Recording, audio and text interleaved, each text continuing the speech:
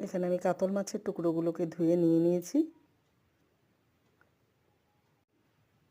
এবার আমি এতে হলুদ আর নুন দিয়ে মেখে নেব। মাখানো হয়ে গেছে।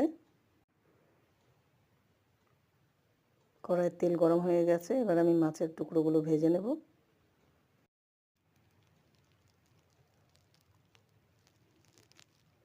একে একে সব পিসগুলো আমি এর মধ্যে দিয়ে দিচ্ছি। এপিঠ হয়ে গেছে। এবার আমি পাল্টে নিচ্ছি। এবার আমি মিক্সিতে পেঁয়াজ, রসুন, কাঁচা লঙ্কা আর আদার টুকরো নিয়ে নিয়েছি। 1 চামচ গোটা সর্ষে নিয়ে নিয়েছি। 1 চামচ গোটা ধনে নিয়ে নিয়েছি। 1 চামচ গোটা জিরে নিয়ে নিয়েছি। আর একটু জল এতে আমি দিয়ে দিয়েছি। এবারে 2 এলাচ দিয়ে দিলাম। তেজপাতা 2 দিয়ে দিলাম তেলের মধ্যে। কেটে রাখা টমেটোর টুকরোগুলো এর মধ্যে দিয়ে দিলাম। এবার নাড়িয়ে চাড়িয়ে নেব। মিক্সিতে পেস্ট করা মশলাটা আমি এর মধ্যে দিয়ে দিলাম। হলুদ গুঁড়ো দিয়ে দিলাম। আর স্বাদ মতো নুন আমি এতে দিয়ে দিলাম। এবারে নাড়িয়ে নেব।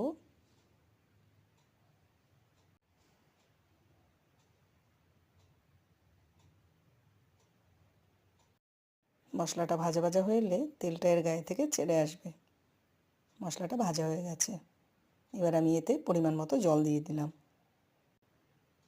দিয়ে আবার নাড়িয়ে নিচ্ছি। একটু ফুটতে দেব।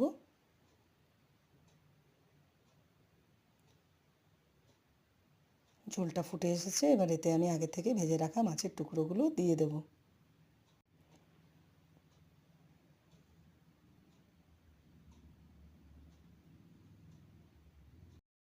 একে একে সবকটা মাছ ভাজা আমি ঝোলের মধ্যে দিয়ে দিলাম। এবার খুন্তি দিয়ে একটু নাড়িয়ে নিচ্ছি। এভাবে কাতলা মাছটা রাঁধলে খেতে দারুণ লাগে।